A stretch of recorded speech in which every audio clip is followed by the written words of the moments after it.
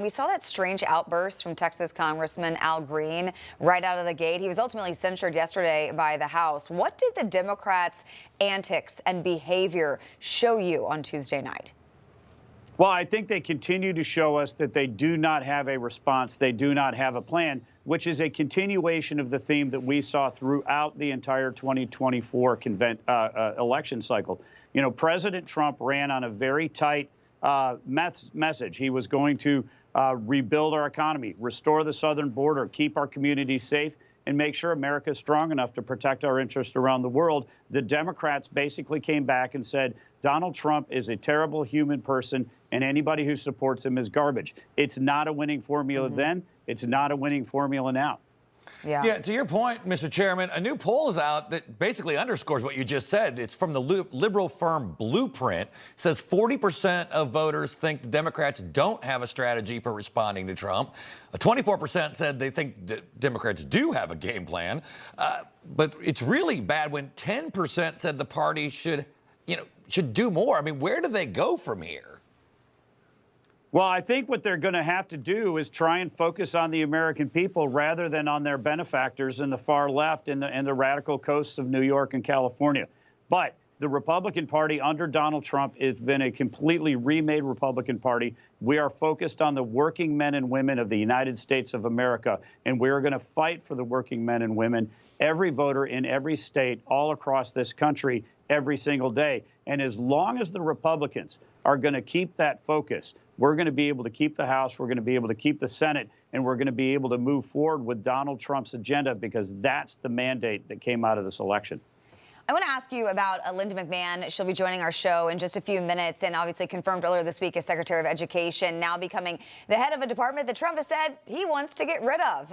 Trump is expected to sign an executive order really any time now to do just that. But this is a tricky dynamic for McMahon. But why do you think that Donald Trump believes in her to get the job done and to fix all of the problems with our education system?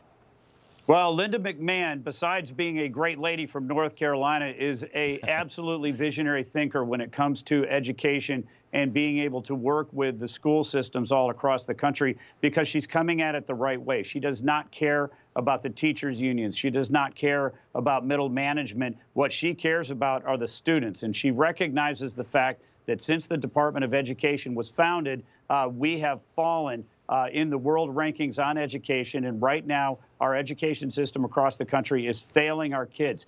The fact is that there are a lot of parents who want to put their kids in charter schools or in private schools, or they want to homeschool. We need to be able to support them. The whole focus needs to be on children, and Linda McMahon is absolutely a warrior who will fight every day for all of our kids. You know, it's really interesting, Mr. Chairman, that when we look at it, whether it's issues like the hardworking families, union workers, education, now we see states like New York, New Jersey suddenly coming into play. I mean, Donald Trump is blowing apart the Democrat coalition piece by piece. And if you can actually make education a Republican issue, I mean, it's pretty much game over for the other side. Yeah, it really is truly a focus on every single family all across the country. That's why we saw the moves that we saw among black voters and Hispanic voters and Asian American voters, among young voters, among women voters. You know, we saw a huge shift in California, a huge shift in New York, a huge shift in New Jersey. And now we have a governor's race that's going to be up this year in New Jersey. We have a fantastic opportunity to be able to pick that state off, as well as continue our successes in Virginia.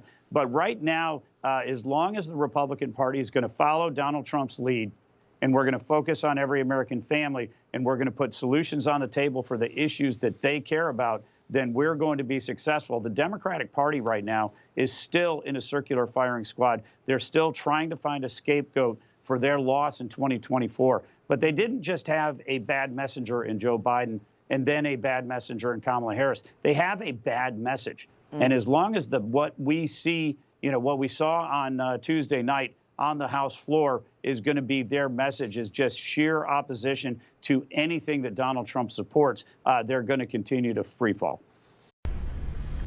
Information. Truth is freedom. Is Newsmax. It's real news for real people.